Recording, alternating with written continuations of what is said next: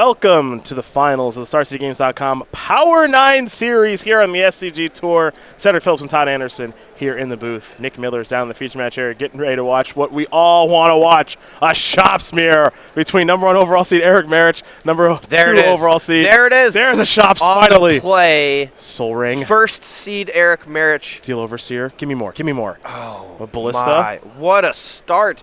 In the mirror match, you have the potential to draw so many useless cards, but having such an explosive start here, Andy has a lot of work to catch up, and it's turn 1. Andy, give me a shops. Don't let me down. Okay, Mox, whatever. That card stinks. Give me a shop. Look, Mox plus Ancient Tomb is... Yeah, there we go. There we go. There we go. Let's go.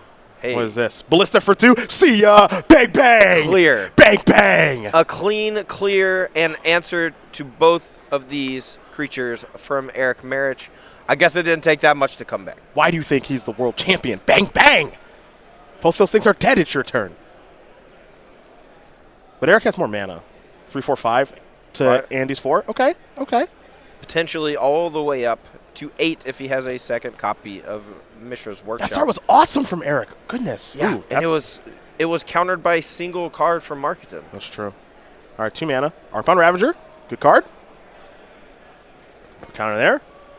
Big follow-up. Sphere. Okay. Nice one. Okay. All right, Eric Marich, only 1 card left in hand. We're going to go back over to Andy Markiton. I wonder if it matters. I wonder, player draw. Extra card might matter a lot. Andy Markiton has that extra card. He also 2 for 1 on turn 1 with the Walking Ballista. Yeah. They both had similar starts with Mishra's Workshop as well as a Mana Rock. So who knows? This could be either player's game. All right, Overseer going to start it. Oh, no. Given Marich the business. Oh, no. Wasteland going to take care of a workshop. You know how bad it feels to get your Mishra's Workshop hit with a Wasteland? I don't want to know. Ooh, Pretty Academy. bad. All right, so Academy is going to tap for 3. That's not bad. Yep. He could also potentially use Soul Ring to activate Mishra's Factory, and that'll effectively give him 4 mana plus 1 floating, so 5. So he could cast something like Lowstone Golem or some other 4 mana card here, even through the Sphere of Resistance, while also turning on his Mishra's Factory. All right, 5 mana. What we got? Something good. Okay, another Ballista's good. That can't be bad. I like activating the Mishra's Workshop. It's basically a free roll, and you get to attack with it. Yeah, so this is... He may have done that. No, so it's 5 mana, and Ballista costs 5 with the counter, with 2 counters. But using one of your colorless mana to activate the Mishra's Factory is basically a free roll because it turns into an artifact creature. So I would have liked to see that and get in for 2 extra damage here. He doesn't have the mana. If you spend 1 mana to activate the Mishra's Workshop, you're breaking even with a Tolarian Academy. Oh, gotcha. Yep. Okay, got it. You're right. Tell me I don't know nothing about vintage. Oh, this is a lot of mana. Hangerback, all right. 3 Hangerback Walker, paying the extra 1, obviously, from the Sphere of Resistance. That's going to put a pretty serious roadblock here. Hangerback Walker, traditionally very good in matchups where creature combat matters. Being able to, potentially block some of the bigger creatures from Eric's side, while also threatening to make a bunch of Thopters if it ever dies. All right, so let's see. Eric has... All right, so his Academy taps for 4. Soul Ring 6, Factory 7. So that's 1 activation on Ballista, which isn't bad. That's a long way to go, though. Let's see what this is. Chalice. Chalice on 0, paying the 1 mana from the Sphere. I like this play, actually. There are a lot of 0s in both decks, but at the same time, Marich is mostly out of gas. He might just be playing that Chalice just to eat it. Maybe. Just to eat it with the Ravager. Yeah, that's also true. He can sacrifice basically his entire side of the battlefield to make a giant Walking Ballista, which can contain most of the Thopters from Andy's side. This is interesting. So Andy's going to block the Walking Ballista with his Hangerback Walker because, and I don't know Andy's hand right now, but just how it looks on the battlefield, it's kind of like a no-lose situation, right? It forces the action from Eric. He's got to eat some stuff. He might have to lose his Ravager now. And then you still got kind of the knuckleheads left behind. So yeah, Eric is just going to start eating some stuff. So he's going to eat the Chalice. He's going to eat the Sphere, sacrifice, modular, make this into a 5/5. Yep, and now you have 5/5. you still have your Mistress Factory, you still have your Soul Ring, and you still have your Tolarian Academy, but you also have a 5/5 Walking Ballista versus 3 Thopters. So, But Andy's got 2 shops out there. yeah, he has access to a ton of mana, and that is a very important aspect of this matchup. But, you know, Marich, even after getting his Wastelanded, still has access to a ton himself. Yeah. Oh, we're getting. Ooh. Okay. I like this play. It's aggressive. He knows that those are always under duress from the Walking Ballista itself. Might as well attack. Chump blocking here, a losing proposition. Sphere, Factory, pass turn back. All right. So, Andy Markiton is going on the offensive. We're going to head back over to Eric. Eric's got a pretty big Ballista, and let's see. The Academy now is going to tap for 2. Yeah, he can still do the same trick where he activates the Mistress Factory and then gets the extra mana out of the Tolarian Academy, again opting not to. 1, 2, 3. Okay. Because you just activate the factory itself, right? Yeah, it's a break-even exchange. Now there's a factory, pass the turn back. Or excuse me, there's a workshop, pass the turn back, over to Marketing. Look, I don't like second-guessing players. I just call them like I see them. I see what you're saying. That 2 damage, he's effectively missed 6 damage so far, I think, which is potentially lethal. It would have forced Andy not to attack with all 3 creatures on the previous turn. So I want to make sure I understand what you're saying. So he uses a Soul Ring to activate the factory. Yep. So he's got a mana floating. Yep. And then he taps Academy for... 3 plus the 1 floating. And he can still attack. Taps for 3 plus the 1 floating, and that pumps the Ballista, and he can still attack. Got it. Got it. Okay. All right, beatdowns. Marich down to 14. I wonder when Andy Marketing starts to... Okay, well, he's got another... What on earth is this? It's got to be a Ballista, right? Yeah, it's an X spell. Okay, Sure. it's a hanger back. That is a great roadblock here. That's 6, 7, 8, 9. So it's going to be an 4/4. It doesn't quite get the Walking Ballista off the battlefield, but it does create 4 more potential blockers. And if Marich wants to fight through those, it's going to be very difficult and require removing a lot of counters from his only real threat in Walking Ballista. And Marketing might just keep getting aggressive with his hangerback walker. You know, this one dies, he gets 4 Thopters, and all right, I'm going to keep attacking with all of them, depending on what he draws. And plus he's got those 2 factories back there to do some blocking. Yeah, he has to block this turn. The 6 damage from the attack plus the 6 activations for Walking Ballista does threaten lethal. But having 7 Thopters is a pretty big deal. Ooh, what's this? 5. All right, Founder Inspector. So he's going to have 1 floating. Yep. And here he could safely attack with the Mistress Factory again because Andy is forced to block the Walking Ballista or else fear taking lethal. So a little bit of free damage maybe missed out on there. All right, so here come the Thopters. He's going to get 4. There's the 4th one. Okay, perfect. So now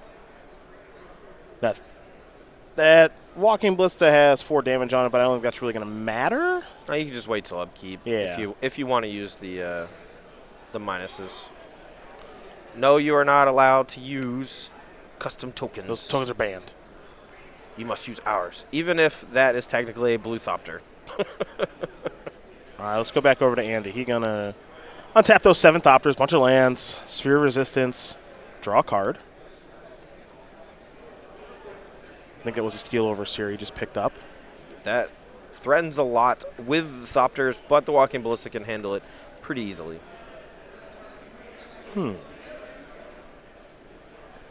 So one of the things Andy Markin's done a really nice job of, I know, playing this deck on Magic Online and winning a lot. Yeah, this. Smoosh. He knows when to get aggressive. Yeah, and he effectively has 2 chump blockers here with his Mistress Factories. Uh-huh. You know, every time the Walking Ballista gets used, it's a little smaller. It takes him further away from taking lethal damage.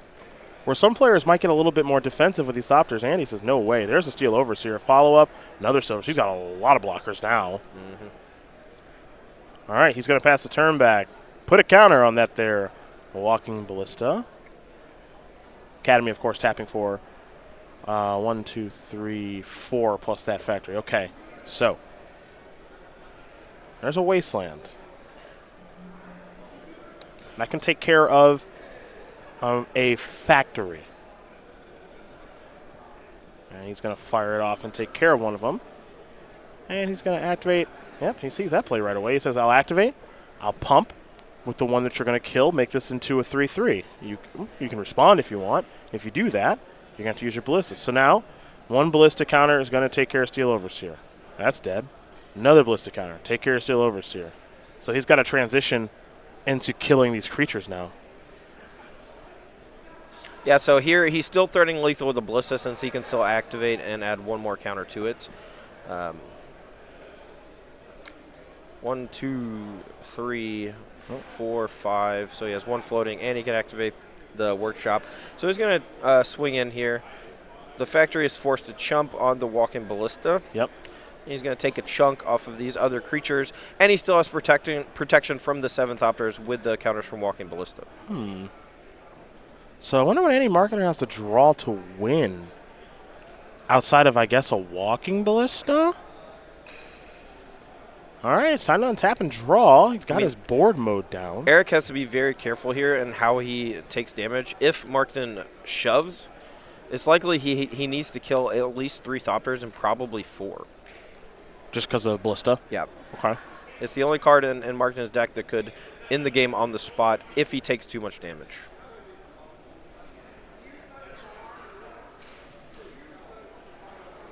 Didn't get a good look at what Markiton drew. Boy, he's giving himself a pretty good chance to win this game by consistently attacking. Yes! Yes! I love plays like this because it makes your opponent make a decision. Right. It gives the opportunity to mess up. Right. And if all Andy has on the backswing is just a chump blocker of some sort, he actually could make it so that Marich just doesn't have lethal on the battlefield. Yep. I think he does, no matter what Andy's follow-up is, but I could certainly be wrong. This is where you're in the finals of a tournament. You're on camera. This is a tough decision. You got to judge over your corner. Photographer down there, and you got to figure out, okay, what am I going to do? How many am I going to kill here? I mean, I think the magic number is 4. That way you only take 3 damage, you're at 4 life, and you're safe from a 3/3 walking ballista. And what's great about this is we don't even know the card in Andy's hand. The only person that knows the card in Andy's hand right now is Andy. So we're guessing just like Eric is right now. Yep, so he's going to bring it all the way down to 2 counters. Because it was at 6, so now it falls down to 2. Means Eric's going to fall down to 4 life. What is this card? Very heads-up play from Marich there. Trinisphere. Make him attack, the Reduke special. No cards in hand, never concede. Yeah, this one should be over. Just fire up the factory, or add some counters to ballista. Yep, he's going to do that. Add a counter there. Get you. Yep, technically only 6 damage, but he just needs to activate 1 ballista. Eric Marich going to win game number 1 here over Andy Markiton. Shops. Remember my catchphrase from last time? Was that a told you? Told ya. Yeah, well, you got 2 more games to go there, buddy.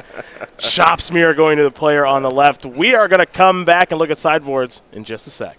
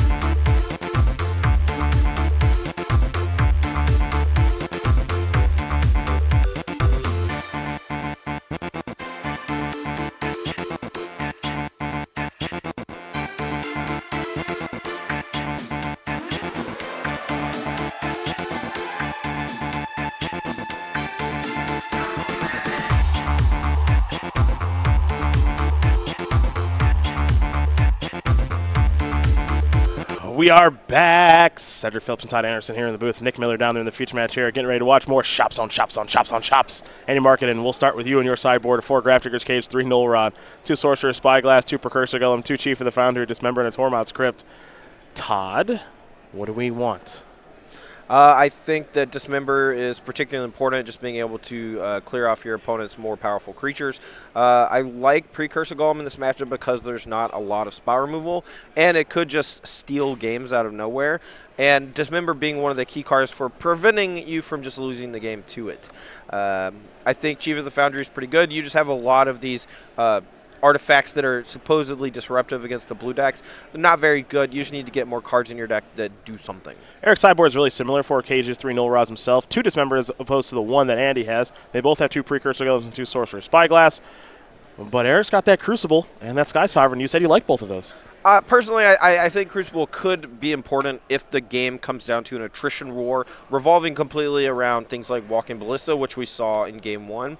However, if one player has a Mishra's Workshop and is more explosive, something like Crucible Worlds just might not matter. So in the games that end up going longer, and the games that become an attrition war, Crucible very good. Sky Sovereign Console Flagship, also great at picking off those Foundry inspectors as well, Chief of the Foundry and the other little knuckleheads.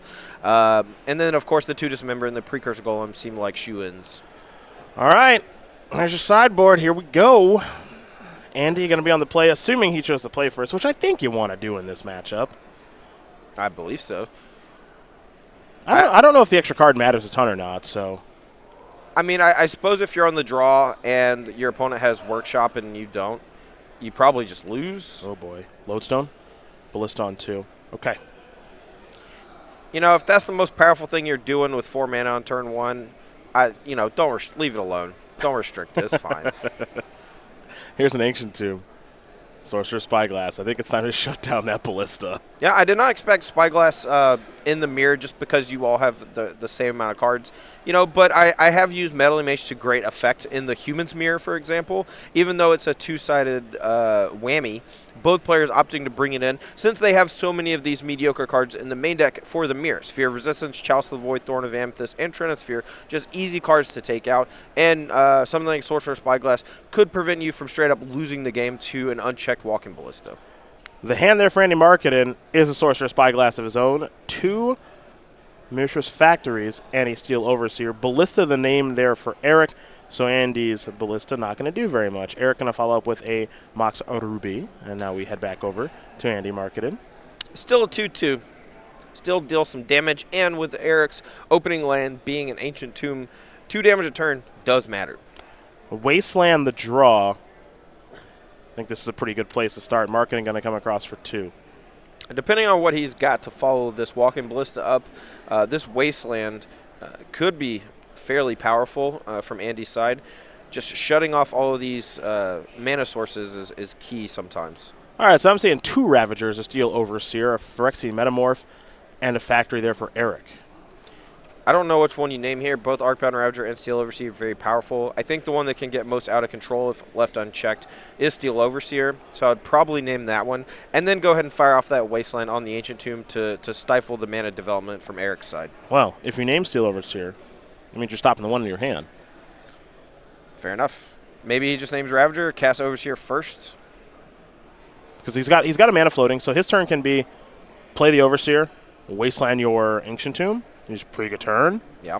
Play Steel Overseer. Yeah. Play Overseer, play my Wasteland your Tomb, pass. We'll get confirmation on what's being named right now. Looks like Andy decided. He'll name Arcbound Ravager. All right. Yep. Like I said, these double-sided whammy cards, they can prevent you from straight up losing a game, but there is some splash damage because you are playing a mirror match. All right, Steel Overseer. Get him. Get him. Pop. Get him. Pop goes the weasel. All right, Wasteland's taking care of an Ancient Tomb. Let's go back to Eric. That's a Traxos. I noticed the wibbly wobbly at the top of the not the ancient cards, the historic cards. Oh, sure. That costs 4. Steel Overseer is here. If he has another creature to play right now and can start using that Steel Overseer, he's going to be in great shape. I feel like he's just going to activate the Mishra's Factory, and put counters on it. He's just trying to figure out what he wants to do it with. He's actually going to do it with the factory itself and now put counters on that, Overseer itself, and the factory. So these creatures are going to get a little bit bigger. Even though Arcbound Ravager can't use its sacrifice ability, it still gets its triggered effect from entering the graveyard.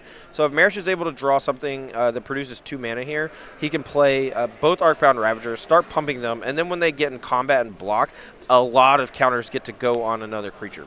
Strip Mine, the draw. Eric does have a Fire Sand Metamorph in hand, which he can cast right now and copy Steel Overseer. And then if he's able to draw another land or another mana source, he can actually play both Ravagers and start blocking and double Steel Overseering every turn. So then he can outdo Andy Steel Overseers. Right. If he wants to go that route. He's just going to play a Ravager for right now. Counter there. And he's just going to pass the turn back. So no Strip Mine yet. He doesn't want to use it because he is stifled on mana.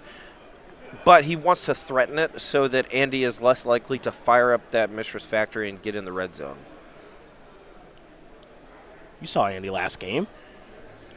Andy ain't scared. No Wasteland or Strip Mine. Let's go. Yep, and Andy knows that he's at a significant mana advantage right now, and he wants to get Eric to pop the Strip Mine on the factory as opposed to his Mishra's Workshop, and basically just force him to use it in general so he's down a land. So we're going to get a block here. Okay. Honestly, I don't love this block. I would love to just take the 4 damage here from that Walking Ballista, try to get a few more counters onto that Arcbound Ravager so that eventually you might be able to double block the Walking Ballista and clear it. Oh! That's a backbreaker. No. Wow. Oh, goodness. Oh, Eric, you need to draw land now, man. It needs to be a Mishra's Workshop, too. Another Traxos. Was that what that was? I'm pretty sure it's a backup Traxos. The first one's not good. The second one's worse. Yeah, maybe I was wrong. I thought Traxos would be very good in the mirror just because it's so large. In some spots, it probably is. Yeah, but at the same time, you need 4 mana, and if the matchup comes down to, whether or not you draw Mishra's Workshop, and also whether or not you can keep it on the battlefield against a deck playing effectively 5 Wastelands with the 1 Strip Mine, it's tough. It's getting tough out here now for Eric. There's a Ravager. Yep. You saw a Factory come down 2. Steel Overseer. That's a 3/3 Steel Overseer. Excuse me, a 4/4 Steel Overseer there for Eric. So Eric is outpaced right now by Andy Steel Overseer and what he can do with it. Currently, they're both 4/4s and can both get put up to 5/5s, right? That's true. Walking Ballista is a 0/0. Correct. Right. So he can trade right here 1 for 1, which I like. Andy almost certainly going to activate the Mishra's Factory and then put a counter on everything. Trading here is fine. You're still super far ahead, not only on mana, but on creature power on the battlefield. Yeah, good call, actually. I forgot the Ballista 0/0 base power, where Steel Overseer has 1/1 base power. So they're all tied up, which means there will be a trade here. Yeah, the Spyglasses are we can't do that. Can't do that. Nope. The Spyglass is currently locking down the 2 creatures on the battlefield right now with activated abilities aside from Steel Overseer, so... Yeah, we got 1 Spyglass and Arcbound Ravager. The other Spyglass is on Walking Ballista. Still a fine trade. It would have been very awkward if that Steel Overseer was 1 bigger, and then it basically just got eaten for free. Yeah, that wouldn't bad. That because he forgot about the Sorcerer Spyglass. Well, Andy is in a commanding position right now. He's just drawing a copy of Foundry Inspector, so I imagine he'll play that, and he will. The follow-up is activate here. Steel Overseer is going to be pumping up the squad, most likely. Andy Markiton making some really heads-up plays here. Obviously super far ahead. Drawing 2 sources of land destruction was what put the nail in the coffin here for Eric in Game 2. Don't forget to counter on your old friend Foundry Inspector. There we go. An attack for 3, 4, 5, 6, 7 it looks like. Eric going to fall down to 6. Yep. Eric gets 1 more draw step this game, and that is going to do it. So Andy Markiton is going to tie things up here against Eric Marich. We deserve a 3rd game. Do you still think you want to be on the draw? No, I do not. Screw that extra card. I want to go first. Oh, boy, 3rd and final game. We're going to watch and crown a champion here in just a moment.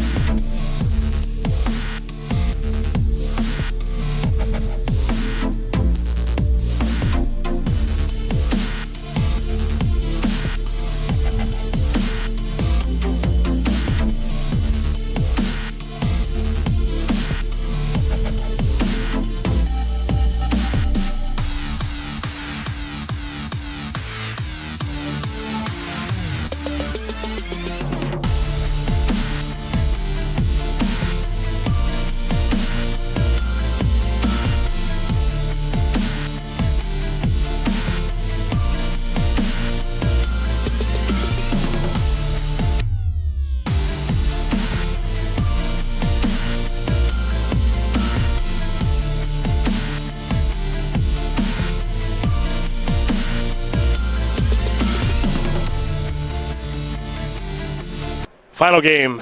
Game number 3 between Eric Marich and Andy Markiton, the 2017 North American Vintage Champion. Let's see if he can become the Star SCGCON Power 9 Series Vintage Champion. That'll be fun to watch. That'll be fun to watch. Being on the play, yeah, I'm with you now. I don't want to be on the draw anymore. Okay. This Shops Mirror is a lot more interesting than I thought it would be. There's a lot more jockeying for position on the battlefield. Game 1 was a bit anemic. Both players drawing copies of Sphere of Resistance, both able to leverage those into something a bit better than what they normally would be with Arcbound Ravager. Yeah, interesting stuff here. You see these kind of weird creatures like Steel Overseer and Arcbound Ravager, but these new cards are actually still new-ish in Arcbound Ravager, but these cards are actually pretty darn good. And Walking Ballista, man, talk about a multi-format all-star. Arcbound Ravager is like the oldest creature in this deck, almost. Yeah, no, it is the oldest creature in the deck. Traxos, brand new. Hangerback Walker. Lodestone Golem was from Zendikar. Zendikar is not as old as old-school Mirrodin. Dark Steel, yeah. Yeah. Steel Overseer, I believe M13 or something. One of those sets. Founder Inspector, brand new. Revoker, New Phyrexia, originally. I think so. We're getting some business here, There's folks. a bunch of cards legal and standard currently in these Shops decks. So we just got. Is that good? Mott's Emerald, Soul Ring, Ancient Tomb. That's a nice turn 1. Oh boy, Arcbound Ravager, Steel Overseer. All right, Andy. You got some work to do, buddy. Yeah, Eric does only have 2 cards left in hand. Looks like they're both mana sources, so if Andy's able to survive these 2 threats, he could very easily win this game, even though this explosive start from Eric does look menacing. All right, 3 mana. Have you ever seen a Black Lotus sacrificed to an Arcbound Ravager? Because I'm pretty sure that's going to happen in the next 3 turns. Hold on, this is awesome. We have a Foundry Inspector into a Mana Crypt into a Steel Overseer, which costs 1. Is that good? Okay, so he's trying to keep up his marketing. All right, we're going to go back over to Eric. If Eric draws a Walking Ballista, this game is over. Looks like he has Tolarian Academy. He's got 3 mana sources in hand. He's just sitting on these creatures on the battlefield and hoping that they're good enough. Can Eric even afford to attack? I don't think so. He could play the Black Lotus first. There are 4 power on Andy's side, so if he plays the Black Lotus first, there's a pump from Steel Overseer and the potential to sack 3 artifacts. Oh, he's gonna start munching away. Give me a Mox. Give me a pump.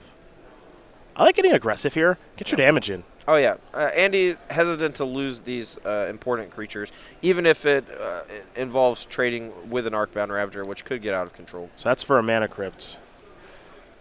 Damage here are also very important with Mana Crypt on Andy Markiton's side. If he loses a few coin flips, that plus the Ancient Tomb damage plus the attacks from Arcbound Ravager could seal the deal and make Eric our champion here at Star City Games Power 9 Series.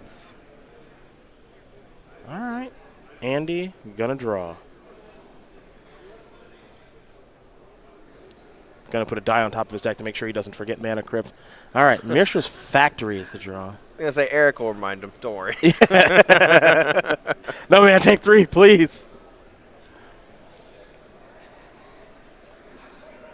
So if Andy can weather the storm, if he can get this Arcbound Ravager off the battlefield, he's not even out of the woods then.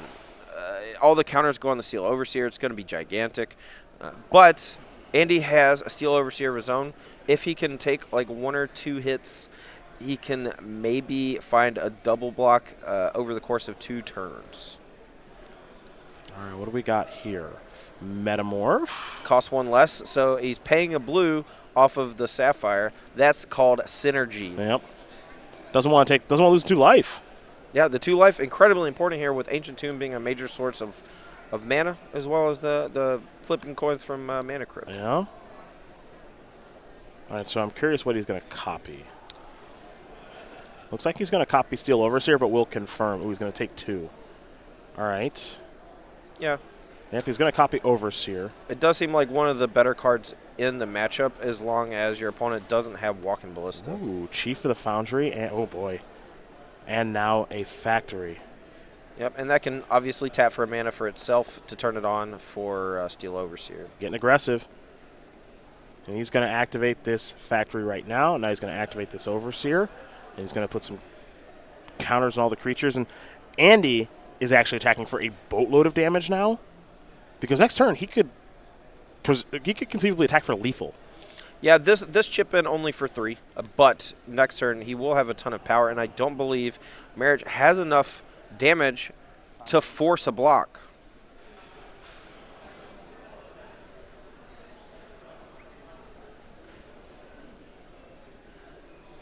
So that was an attack. Oh, my friend, that was an attack for 5. That was a lot. Yeah, I'm pretty sure it was 4. Chief of the Foundry, giving +1/+1. And, You're right. And You're Steel right. Overseer? I'm a big doofus. That's okay. Look, I know I had a counter on it. Come on. That's a lot of damage. It is. That's what I'm saying. Like, the Steel Overseers could go absolutely nuts in this game. You know what I want right now? I want Eric Marich to play his entire hand out if they're just random artifacts. Shove with Arcbound Ravager. Threaten to deal 7 damage to Andy Markiton. And then if Andy chooses to not block, he potentially threatens lethal on the swing back. But if he loses the flip on the Mana Crypt, he just dies. Oh, so you want to play towards Mana Crypt, huh? Yeah. How much have you ever lost? I've lost a on lot. A coin flip. I've lost so much. Here's a Phyrexian Revoker. Don't tell my wife. I think this is going to name Overseer, probably. Yeah, he's got to slow down the Overseers that Andy has, and he can't attack. Oh, no. So he can play Black Lotus. He can sacrifice. He can't. It's really strange. He actually couldn't put Revoker onto the battlefield and then use Steel Overseer before he names and locks down his own Steel Overseer. And he needs all these blockers in order to potentially come back in this game with Andy having such an explosive turn 2. Markiton just lost 3 from the Crypt. He's going to play a Soul Ring, which is free, by the way, because of the Foundry Inspector. This is turn 3. Just want to point that out. That It looks like it's like turn 5. Yeah, it looks like we're kind of deep into the turn game. 3. Yeah, that's true. So, again, this is kind of where Andy... This is kind of his bread and butter here. Shops Mirrors, and, more importantly, the combat math in Shops Mirrors. This is kind of his bread and butter in a spot like this. He knows the best ways to attack and block. And when things get a little bit convoluted like they are right now, you almost saw him steal game 1 with all those stopper tokens. Yeah. I actually had a nice conversation after the quarterfinals with Brian DeMars outside, and he was telling me he played against Andy Markiton in the quarterfinals, and Andy Markiton just played circles around him. He said that, not me. His words. Andy Markiton just outplayed him. It's a Shop's Mirror. It's not as easy as it seems. It's very difficult when you start getting Steel Overseer math involved, Arcbound Ravager math involved, Hangerback Walker, Walking Ballista, all that combined with figuring out which lands to hit with Wasteland, whether or not you save them, when to attack with Mishra's Workshop, or Mishra's Factory. And DeMars is no slouch. No, He's DeMars really is a good very good player. Okay, so now Andy's just going to come in here with the Foundry Inspector. And a hit for 5. Keep in mind, Overseers can't pump anything, getting locked down by Revokers. No. I think, if I'm correct, and Marich has a Black Lotus in hand and refused to play it so he could sacrifice it to Arcbound Ravager, I'm going to be a little disappointed. I think what Marich is trying to do with that Lotus is take Andy by surprise with Walking Ballista. It's possible. If he draws Walking Ballista, he can make a gigantic one and then force the match into a coin flip situation. Oof, Wasteland. He's at 13 life. He can afford to take a bunch of damage off of these Ancient Tombs and cast a giant Walking Ballista. And if Andy loses the coin flip on that Mana Crypt, the game could be over. Yeah, Andy's got to work on getting this game done because of that Crypt. No doubt. Let's roll. So one, I don't know. Oh, he didn't reach for the pen. Nope. He won that one. He's lost a couple in a row. Let's see what we have here. Ravager. That's a pretty big draw. Is that just lethal? I would be surprised. If it's not, or surprised if it is? I'd be surprised if it is. So, Foundry Inspector, Chief of the Foundry, Chief of the Foundry pumping everything, that's the one. Gets in with 4 creatures, 2 go unblocked. Strip Mine has to basically target the Mistress Factory. Currently, all the creatures being pumped +1/+1. Sacrifice the Mistress Factory. Sacrifice the 3 mana rocks that he has on that side. That's already a 4/4 or a 5/5 Ravager. 2 creatures go unblocked. Currently, all creatures on Markiton side are at least 3 power. Yeah, 2. Just assume the 2 Overseers get through. That's easy. That's the easy thing to do, right? It's just assume they get through. Yeah, so that's technically only 11, and if he sacrifices the chief, they get shrunk. So that's a -1. So yeah. I think he's too short. The nice thing here, though, for Andy, is that Ravager actually lets him eat the crypt in case it comes down to that. Yes. Yeah, love it, love it. This is the thing I love watching about him play. He's so aggressive with how he plays. Like, he doesn't want to give Eric any extra turns. He was very aggressive in Game 1, pretty aggressive in Game 2 in certain spots, and now getting aggressive again of just saying, look, I'm going to put you in some bad spots here. Yeah, I mean, this is a fine attack. He's not in much danger of just dying on the swing back. He's obviously not going to go for the kill if it's not there. But at the same time, he's going to force a block with the Revoker. The Revoker, yeah. Which is going to unlock his Steel Overseers and effectively solidify the game. Now we see a Strip Mine there and a sacrifice since it does become an artifact creature. Growing Arkbound Ravager by 1. Revoker's got to jump in front of something. A Ravager does 2. So the Steel Overseers are going to get through. What's kind of unique about this? So let's see. If we go eat and we eat a Mox, we eat a Crypt, we eat a Soul Ring. Ravager's a 5 then. You put 5, 6, 8, 9, 10, 11. So I think if I'm Andy, I eat all my mana rocks. Definitely gonna eat the Crypt. I think I eat all my mana rocks and dump it onto one of the Overseers. And then he's a 2, and he can't use his tombs. No, that's a good point. Which I think he's already. I think he's already doing this. It also turns off Dismember, Yep. which is potentially an important card. Like if he doesn't shove here, well, I guess Dismember couldn't kill Ravager anyway, so I guess that's moot. Yeah. I think being aggressive here and shutting off the Ancient Tombs is definitely a fine play. Looks like he wants to clear the Arkbound Ravager though. That's also a pretty legit play as well. So if damage is going to happen here, this is bad news for Eric. He's going to lose his battlefield, pretty sure. Yeah, loses everything. He still has access to potentially 6 mana. If he has that Black Lotus, which I think he does in hand, he does. He has 9. But a 4/4 Walk-in Ballista is not enough to get the job done now that the Arkbound Ravager was able to successfully get rid of that Mana Crypt, which threatened to end Andy's tournament. This is it. Andy Markiton's going to win this match here over Eric Marich, 2-1. The master. The North American Vintage Champion.